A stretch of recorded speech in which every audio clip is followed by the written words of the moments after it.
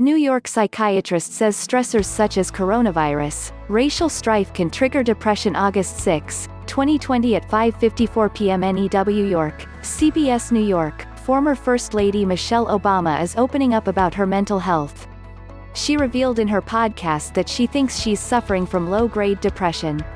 She says the pandemic, race relations in the U.S. and the political strife surrounding it all is to blame, and she's not alone.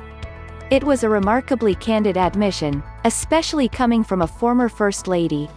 Michelle Obama admitted that these trying times have sometimes affected her mental health.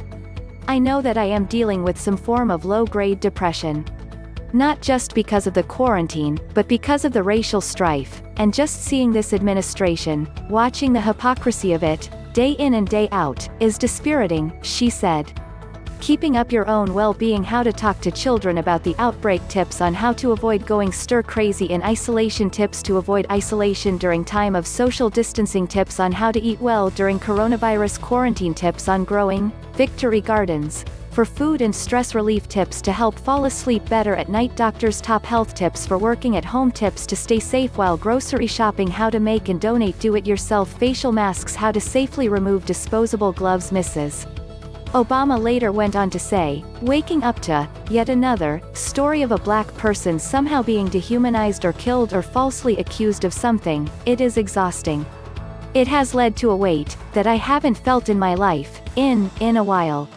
There is a lot to be depressed about: racial strife and protests, the spreading pandemic, massive unemployment, whether to reopen schools, a tropical storm. Oh, and don't forget the murder hornets."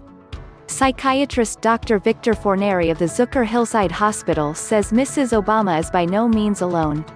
This multitude of stressors can easily trigger depression in even the happiest of people. About 1 in 5 U.S. citizens will meet criteria for depression at some point during their lifetime. So depression is a prevalent and significant public health problem, Forneri told CBS 2's Dr. Max Gomez. Mental Health and Sobriety Resources, Mental Health America Sober Buddy Smart Recovery in the Rooms. Forneri suggested we all take time for some mindfulness activities, yoga, exercise, meditation, and get enough sleep, eat regularly and watch your alcohol and drug intake. If you're still feeling low, seek professional help. Comments.